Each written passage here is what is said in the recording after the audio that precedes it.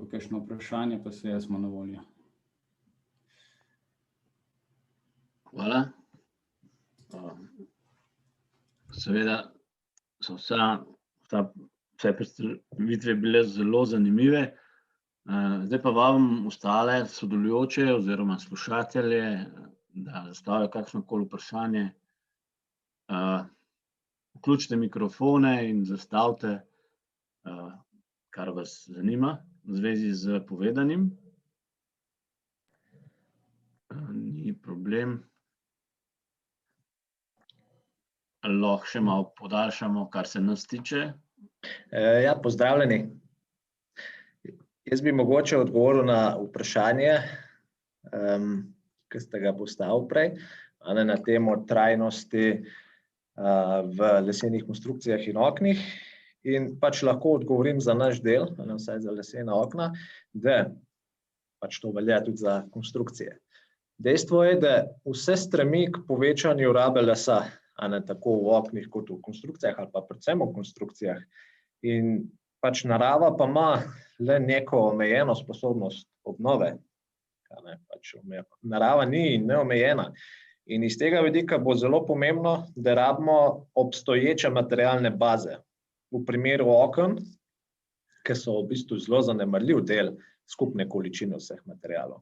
V primeru oken je to raba odsluženega materiala starih oken, recimo, oziroma drugih elementov lesenih. V primeru konstrukcij je pa to raba, rečemo, mi podiramo lesen objekt, bil je primer prezentacije Inoreniv, je isto prej dobro pokazal, ker so demontirali stare elemente in trenutno, rečemo, v letu 2021, to še ni, bi rekel, kar jasno ali pa logično, da se bo delalo, da se bojo vsi elementi, ali les, ali beton, ali kovina, da so to ločili. Trenutno se to dosti pavšalno še ruši. In če hočemo za naprej, če hočemo v prihodnosti imeti bolj pošlihtan, pa da bomo sploh lahko uporabljali les, je prva stvar, da se navadimo ustrezno sortirati, pa da sploh pride v naš mindset, da nekoč bomo prišli do tega, da bo potrebno uporabljati star material, zato ker bo novega manjkalo. Dejstvo je, da ga bo, če bo šlo, vse bo šlo naprej, vsega bo več. Če je več ljudi, je večja potrošnja, narava pa ni neskončna. In če mi porabimo obstoječo materialno banko, precej, bi rekel, razbremenimo naravo, precej razbremenimo, ne vem, sečnjo v gozdu.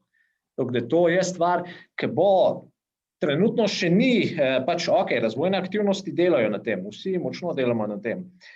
Kupci, tudi jaz kot človek pomislim, a je to že res potreben, a ni skoraj ložiti v gmajno, pa posekati, pa posušiti les, trenutno je še vse ta mindset, pejmo v gmajno, pa dajmo ta les ponuditi. Nekoč pa upam, da ne bomo prisiljeni to narediti, ampak da bomo prostovoljno, bi rekel, začeli uporabljati starejši les. Hvala. Ja, seveda se maksimalno strinjam in ista situacija pri vseh ostalih gradbenih materialih, pri vseh tudi odpadkih pri sami gradnji. In se mi zdi, da je to pomembno, da ta raziskovanje v tej smeri vodi v to, da se vsi, ki to proizvajate, kakorkoli, že veste, da bo prej ali slej prišlo do tega, da se bo to ponovno uporabljalo. In to je potem vprašanje, v kakšni meri, do kakšne mere zaščititi nekaj, da potem to ne bo ovira pri ponovni uporabi. To je pa mogoče vprašanje ostalim, ki so predstavili to tematiko. In izzivov je neskončno, seveda, to zadevno. Tako da mogoče na to temo, kako v bistvu, kako bi rekel, balansirati in menedžirati ta problem, da nekaj, kar bomo močno zaščitili, potem ne bo več uporabno za drug namen, oziroma kako to narediti, da to bo možno. Mogoče iz Inorenjuja, če je še zraven.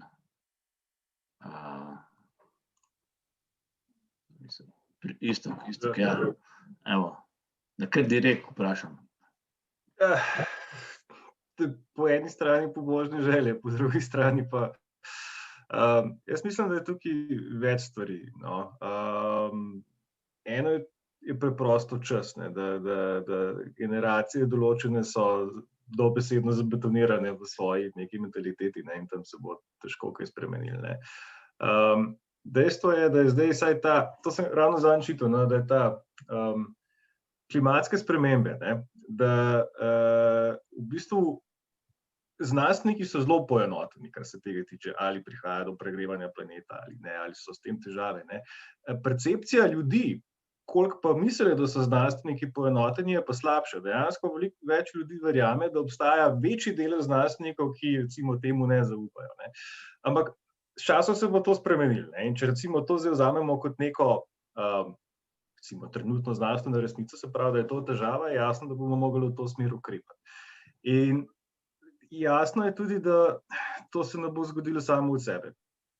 In zakaj zdaj to zgodbo tukaj pletam, ne? Da vse te stvari, ki se jih zdaj gremo, v celoten ta razvoj, ne? Vse to, kar smo zdaj pokazali, se pravi, odslužen les je dražji, reciklirani materiali pa proizvodi so dražji. Ne? Vse to je trenutno stanje, ker so pač obstoječe tehnologije cenejše. Ne? Recimo, zleč les ven iz gozda je trenutno cenejši, kot pa ga recimo razmontirati ven, predelati in tako naprej.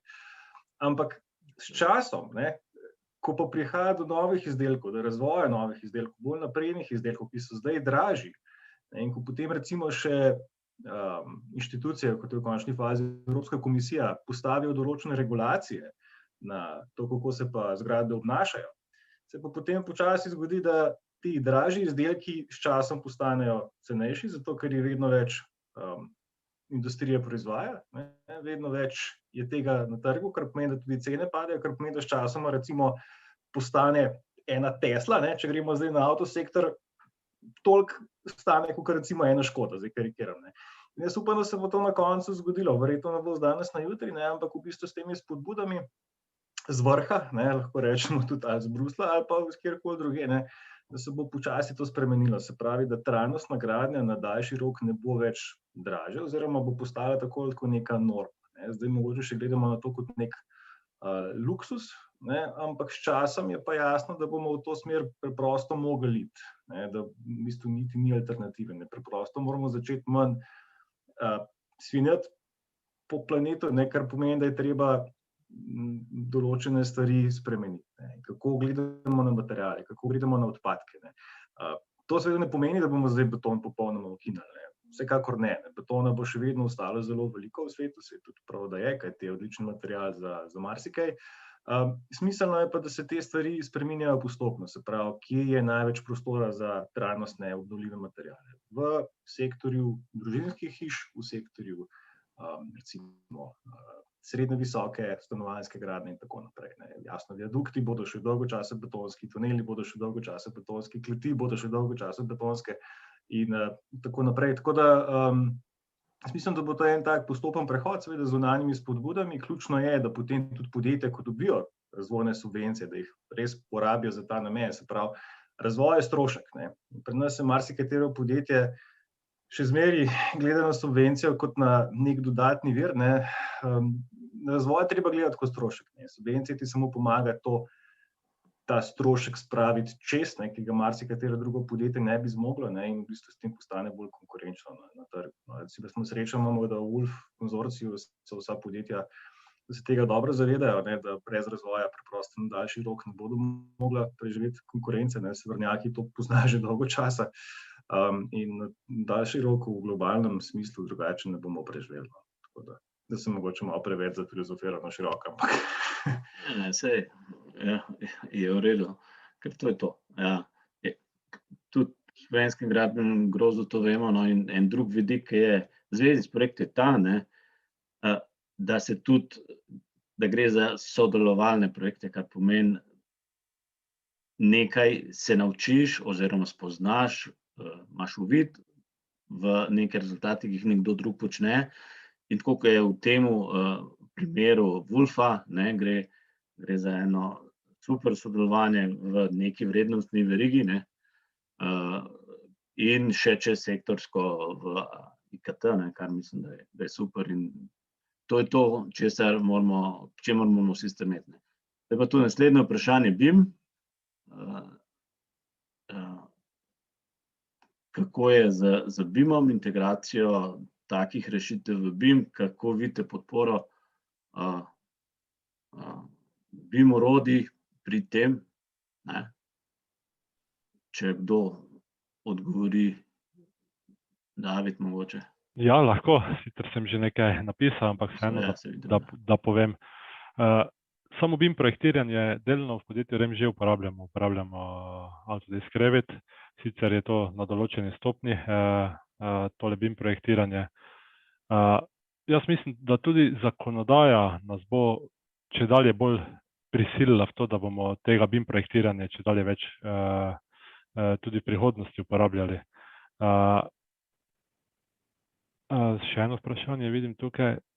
BIM knjižnica MSORO in Trimo, tu je največ že elementov narejenih za knjižnice, verjetno je to mišljeno. Ja, mi za sebe imamo knjižnice narejene, delimo jih tudi z našimi večjimi kupci, tako da lahko uporabljajo naše knjižnice, ni pa to prosto dostopno, kar imamo mi narejeno. Vidim pa, da je v prihodnosti še tukaj velika možnost nekega napredka. Zdaj, da pa bi že v knjižnicah uporabljali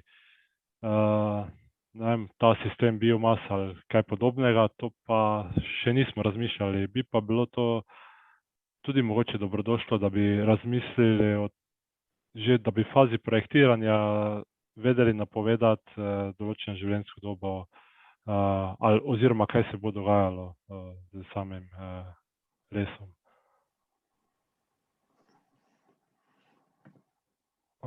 Še neko vprašanje. Hvala.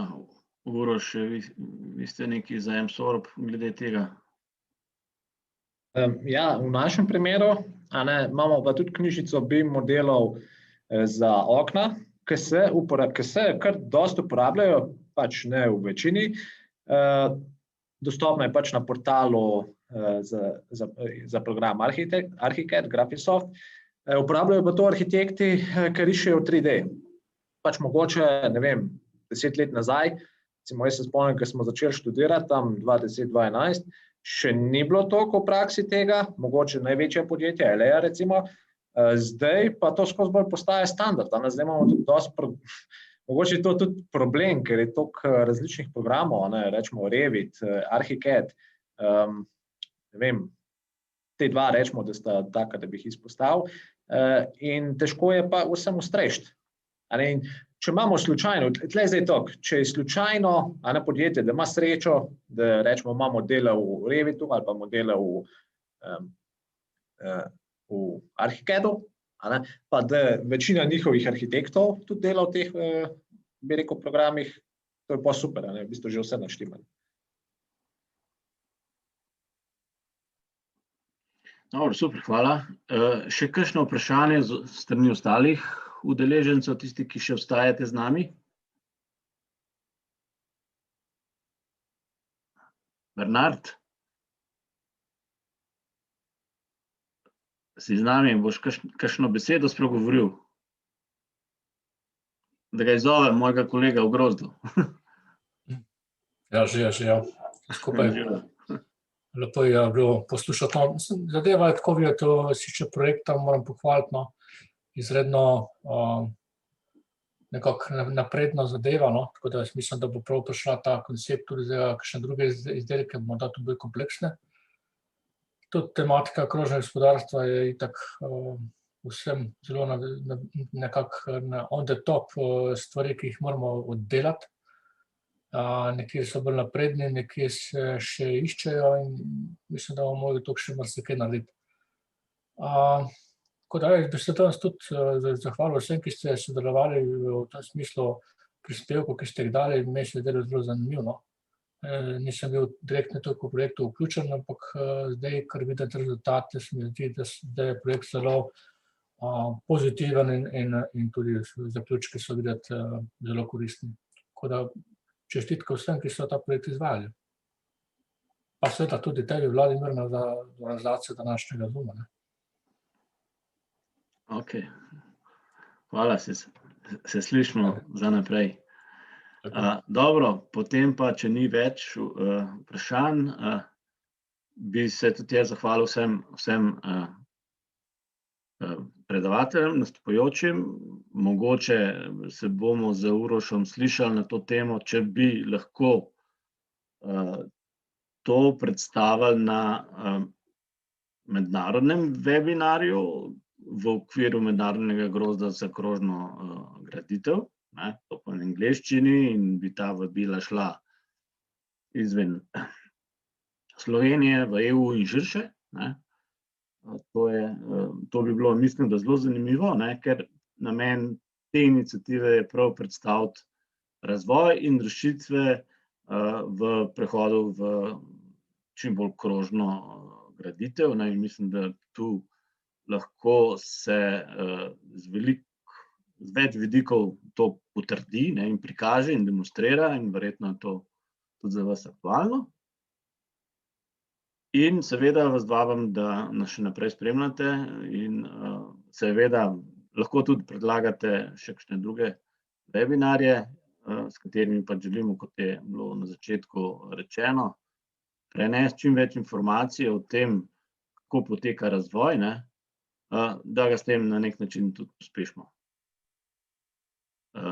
To bi bilo za danes in vas enostavno vabim, da smo v povezavi. Nas lahko najdete na socialnih omrežjih, Google nas najde zelo hitro, tako da ni problem, in jasno ste vabili tudi k sodelovanju. Ja, Vladimir, Andro, hvala še z naše strani v imenu vseh partnerjev projekta Wolf. Nam je bilo vesele. Imeli smo srečo, da smo že toliko daleč v razvoju vseh izdelkov, da smo imeli že tudi kaj za pokazati. Do projekta ni več toliko daleč, do konca projekta ni več toliko daleč, imamo še cirka pol leta, rečemo. Stvari se zdaj finiširajo, sigurno bo še kaj novega. In hvala tudi za povabilo za predstavitev na evropskem nivoju. Ponovno imate naše kontakte, pozovite nas, jaz mislim, da se bomo z veseljem odzvali, podeležili. Hvala. Super.